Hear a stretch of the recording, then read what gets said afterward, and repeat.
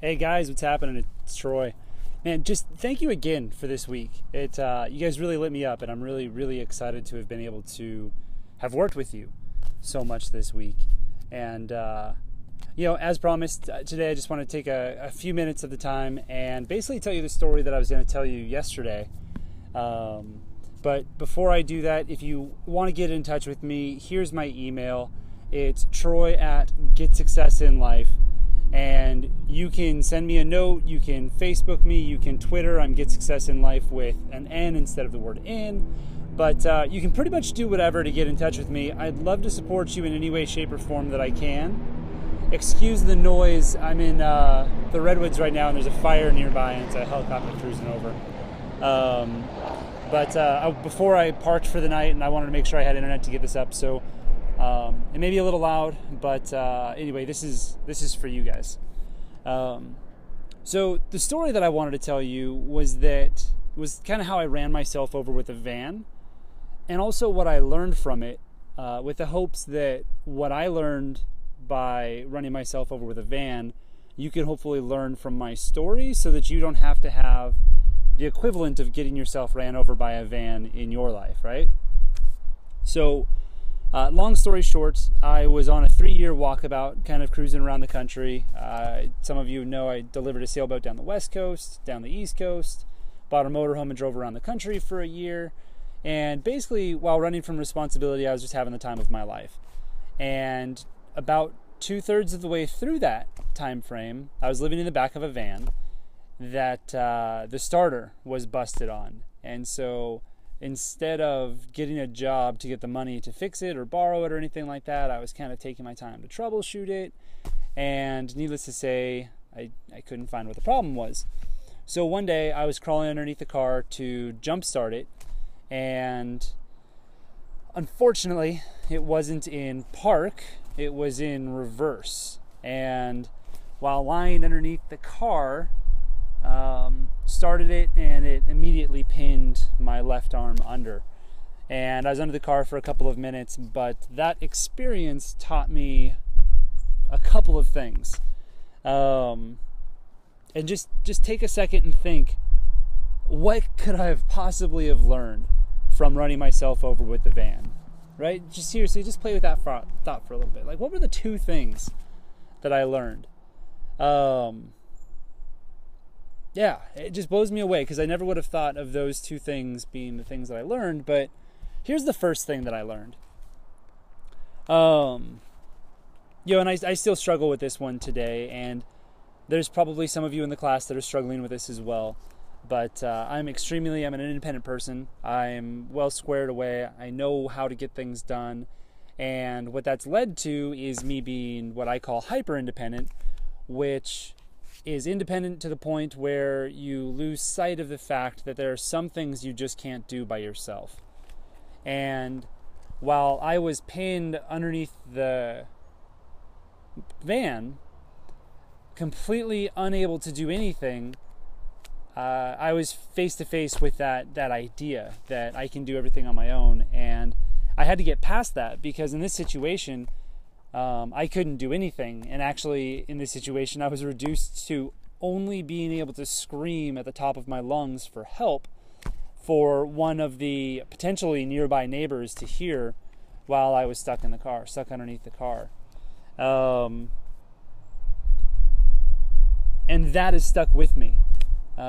This experience, this running myself over the van, was the start of a really negative downward spiral that I alluded to the day before, with being in a place of, just suicidally depressed.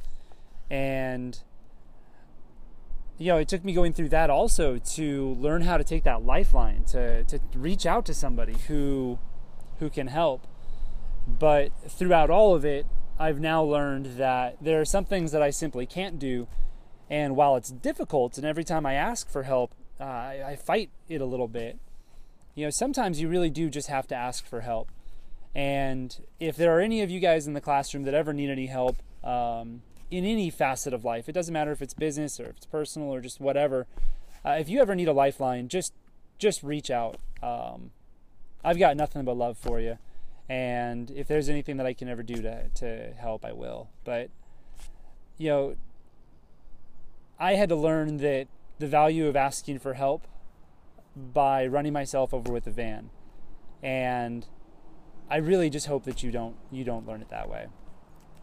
But the second thing that I learned from this experience was actually kind of cool. This is one of those things that I look back and I'm actually kind of glad that this situation taught me that. And this situation taught me that there's something positive in every situation.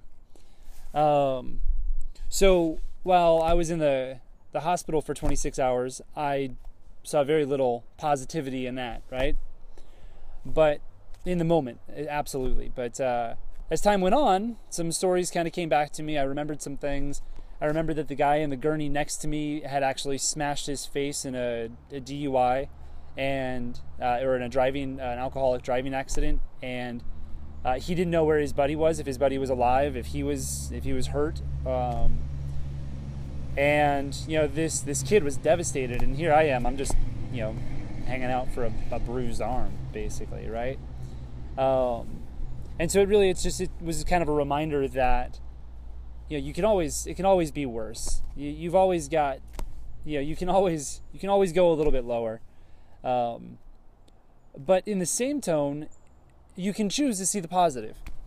And so while I was in and out of consciousness, lying on the ground, having the paramedic ask me all those questions that they do, right? Like, how old are you? What's your name? What's your social security? Blah, blah, blah.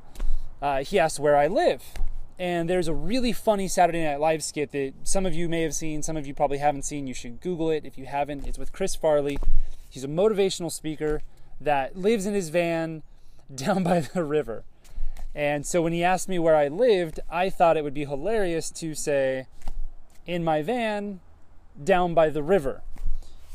And I thought this was hilarious. Nobody else did. In fact, nobody was laughing at all. And so he asked the next question, and I stopped him. I'm like, look, somebody has to laugh at that because that shit was funny. And the guy that was taking notes, I'll never forget it. He's like, man, I want to laugh at you, and I'm dying inside, but dude, you ran yourself over with a van. And then I started laughing.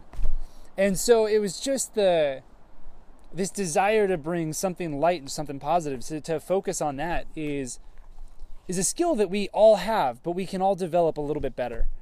And in this situation of running myself over with a van, I learned that if you look for it, you will find positivity, or you'll be able to make any situation not nearly as bad as you may think that it is. But that's really it, guys. I'd love to be there with you guys. I can't wait to see your presentations. You guys, like I said, you guys really, really lit me up this week. I'm really, really just kind of blown away with the caliber of people. And so I'm going to leave with three little tidbits of just, I don't know what you would call it. Like Lou Radia calls them nuggets. So I'm going to stand on the shoulders of giants, right? I'm going to say nuggets, but the three nuggets are pretty simple. Ask for help. If you're in a spot and you don't know what to do, ask somebody. Because the act of asking is giving somebody else the opportunity to give. And there's beauty in that. And we all need a hand up once in a while. And just understand that this may be a time where you need a hand up, but there will also be a time where you can give somebody else a hand up. So just ask for help. The next thing is find a smile. Like, this life is amazing. Our bodies heal themselves. We communicate with words for 20% of our communication, and the rest of it is nonverbal because we just pick things up. We have this opportunity. I mean, look behind. I mean, this is redwoods. These are some of the oldest trees in the world. I mean, the world that we live in is beautiful, and our lives are amazing, and you are even more amazing. So remember to smile, because you always can. And when you can't, smile anyway. But the last nugget that I'm going to leave you with is on the shoulders of asking for help, but it's help somebody. It's easy for for us to get in this mindset that, oh, we're at this socioeconomic status of the world, right? I can't do much. Or I'm young, I can't actually do anything. And you guys have proven to me this week that, yeah, while you're young, you guys have amazing mindsets and unlimited potential within you. And use a little bit of that to help somebody else.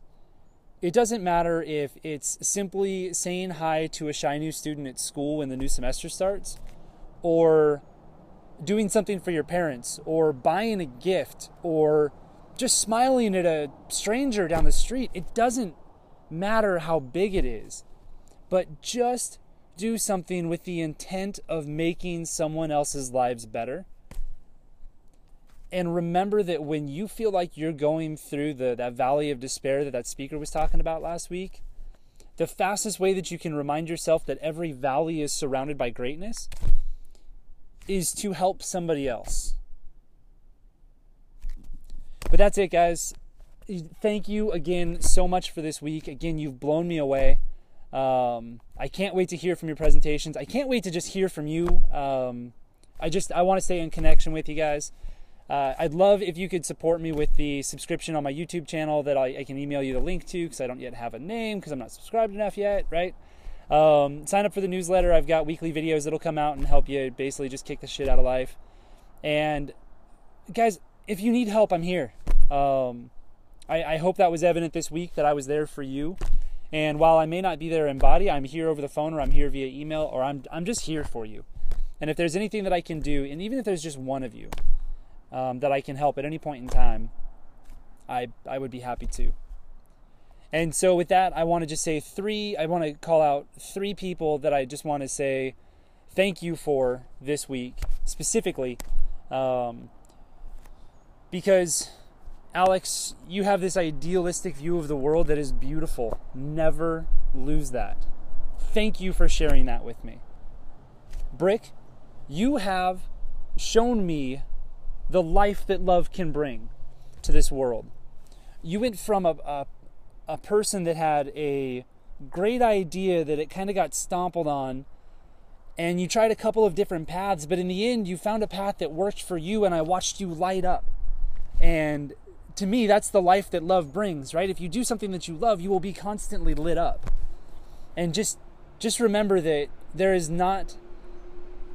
no darkness strong enough to extinguish the light from even a single candle. And then Hannah, both Hannahs, but specifically Hannah with Lilu, thank you for just having an air of positivity. Like you've got this personality of life that really lit the room up this week. And that's pretty cool. And you get to share that with everybody in the room. And I'm just really thankful to have been able to experience that positive energy with the rest of the classmates. And Sean, again, thank you so much, because you put together a wonderful course. I can't wait to work with you in the future. But yeah, guys, with that, I'm going to stop talking, because I've just go be you, because you're already amazing. And I can't wait to hear and stay in touch with you guys. But until I talk to you next time, just remember to do what you love and live your dreams. Cheers.